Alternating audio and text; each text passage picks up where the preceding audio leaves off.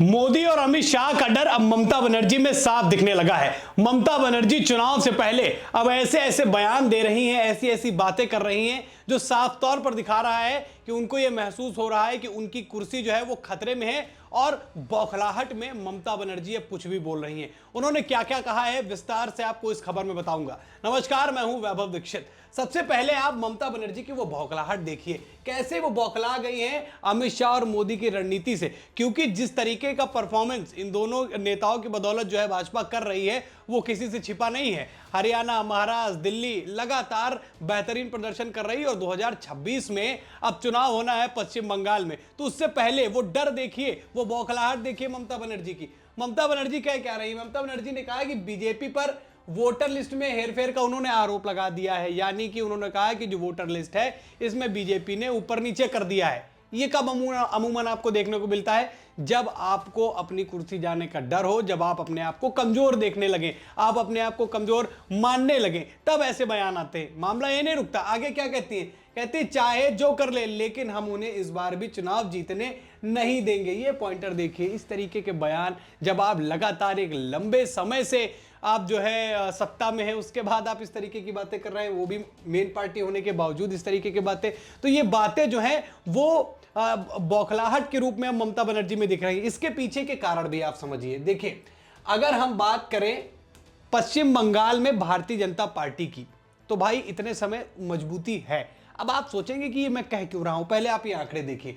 2021 में 213 सीटों पर टीएमसी को जो है वो जीत मिली थी और बीजेपी को मात्र 77 सीटें मिली थी। अब आप फिर सोच रहे हो मैं ऐसा क्यों कह रहा हूं, जब 213 सीटें जीतकर ममता बनर्जी मजबूत है, 77 सीट जीतकर बीजेपी कमजोर है, तो आप बीजेपी को मजबूत क्यों कर रहे हैं? इसके पीछे कहने का कारण बहुत बड़ा है। अब आप ये रिपोर्ट देखिए, ये रिपोर्ट आप जब आप देखेंगे तब आपको पूरा मामला समझ में आएगा।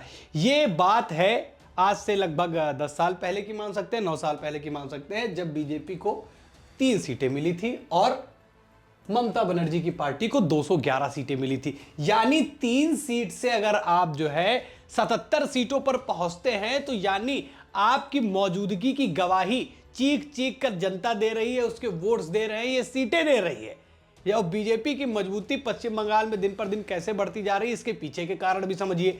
देखिए, ममता बनर्जी कुछ मुद्दों पर विफल रही। पहली बात, अगर हम ममता बनर्जी के विफलता की बात करें जो उनकी सरकार में रही, वो रही सुरक्षा। अब वो सुरक्षा चाहे आम नागरिक की हो, चाहे महिलाओं की हो, चाहे जो भी हो, उसमें इस मामले में ये विफल रही। अब इसका सबसे बड़ा प्रभाव पड़ेगा आरजीकर मेडिकल कॉलेज में हुए रेप और मर्डर केस में, जिसमें ममता बनर्जी बहुत बुरा फंसी थी। अच्छा, खैर वो तो एक मामला था जो बहुत ज्यादा हाईलाइट हो गया, जिसकी वजह से ममता बनर्जी लगातार चर्चा में आने लगी, लेकिन और उनके फैसले चर्चा में आने लगे। लेकिन ऐसे तमाम जगहों पर पश्चिम बंगाल के अंदर हमने देखा कि लगातार महिलाओं, बच्चियों के साथ रेप हुए। स्थितियां ये हो गई कि लोग ये कहने लगे कि भाई साहब किसी तरीके से हमारी बहन बेटियों को बचा लिया जाए। तो ममता बनर्जी के साथ ये स्थितियां रही और इसी का परिणाम रहा ये जो मैंने आपको फैक्ट दिखाए, ये लगभग 9 साल पुराने, जिसमें 3 सीटें इनको बीजेपी को मिलती हैं, उसके बाद वो वापसी करते हैं और इससे पहले चुनाव में वो 200 जो है माफ कीजिएगा, वो 77 सीटें जीतती है बीजेपी। अब ये जो 77 सीटें जीतती है, यानी 74 सीटों का जो डिफरेंस अचानक से बढ़ता है, यही ममता बनर्जी के बौखलाहट का कारण है। ममता बनर्जी इसीलिए घबरा गई हैं। ममता बनर्जी को अब इस बात का डर सता रहा है कि जिस तरीके की प्लानिंग नरेंद्र मोदी, अमित शाह और बीजेपी का जो एक पूरा संगठन है वो करता है, वो ममता बनर्जी के लिए दिक्कत कर रहा है। और इससे बड़ी बात आप जानिए, जैसे ही अब जैसे आरएसएस की बात करी जाती है, आरएसएस जो है वो लगातार जमीनी स्तर पर बीजेपी को मजबूत दिलाने के लिए काम करता आ रहा है। हरियाणा ले लीजिए, महाराष्ट्र ले लीजिए, दिल्ली का चुनाव ले लीजिए, तीनों जगह आरएसएस की भूमिका अहम रही है। और जैसे ही दिल्ली चुनाव खत्म हुआ, उसके बाद लगातार आरएसएस पश्चिम बंगाल के अंदर भी मीटिंग कर रहा है, पश्चिम बंगाल भी पहुंच रहा है और वहां भी दिल्ली वाली रणनीति अपना रहा है। दिल्ली वाली रणनीति क्या? छोटे छोटे समूहों के साथ बैठकर मीटिंग, मोहल्ला घर बैठा के मीटिंग करते हैं और राष्ट्रवादी नीति के बारे में बताते हैं। बीजेपी को सीधा वोट करने के लिए नहीं कहते, लेकिन लोग इतने समझदार हैं, आप भी इतने समझदार हैं कि वो समझ जाते हैं कि वोट किसको करना है।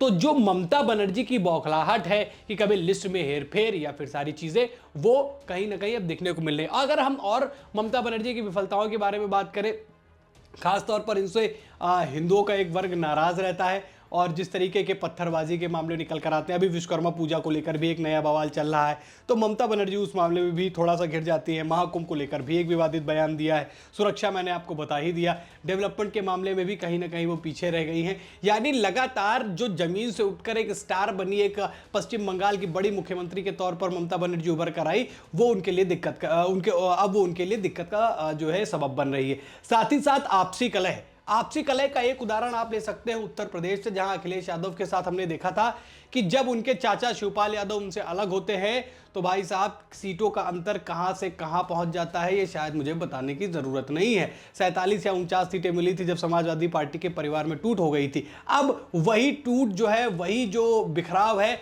वो दिखता है ममता बनर्जी के पास में, कि उनके भतीजे खुद उनसे नाराज चलते हैं, जिनको उनका उत्तराधिकारी बताया जाता है, उनसे उनमें तनातनी की खबरें आती हैं। सारी चीजें जो है कहीं ना कहीं विपरीत जा रही हैं।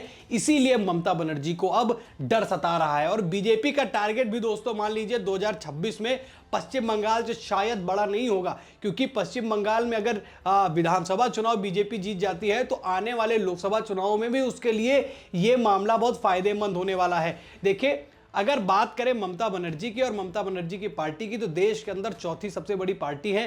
पहले नंबर पर बीजेपी को सबसे ज़्यादा जो है सीटें मिली थी, उसके बाद कांग्रेस को मिला, फिर उसके बाद समाजवादी पार्टी को मिला, फिर आता है ममता बनर्जी टीएमसी, जो कि 36 सीटें वो लोकसभा में पाई थी। तो उस चीज को भी ध्यान में रखते हुए नरेंद्र मोदी और अमित शाह प्लानिंग कर रहे हैं। अब आपको क्या लगता है, क्या ममता बनर्जी जिस तरीके से ये बौखलाहट उनकी दिख रही है, जिस तरीके से उनकी कमजोरियां एक एक करके सामने आ रही हैं, क्या पश्चिम बंगाल की जनता अब बड़ा बदलाव करेगी? जैसे 3 से 77 सीटों पर बीजेपी को पहुंचाया था, क्या अब 77 से उन्हें सत्ता में लेकर आएगी? ये आप अपनी राय कमेंट में बता सकते हैं। वीडियो में इतना ही। वीडियो को शेयर करें, चैनल पर नए हैं तो चैनल को जरूर सब्सक्राइब करें। फिर मुलाकात करेंगे नई खबर में। इस खबर में इतना ही। धन्यवाद।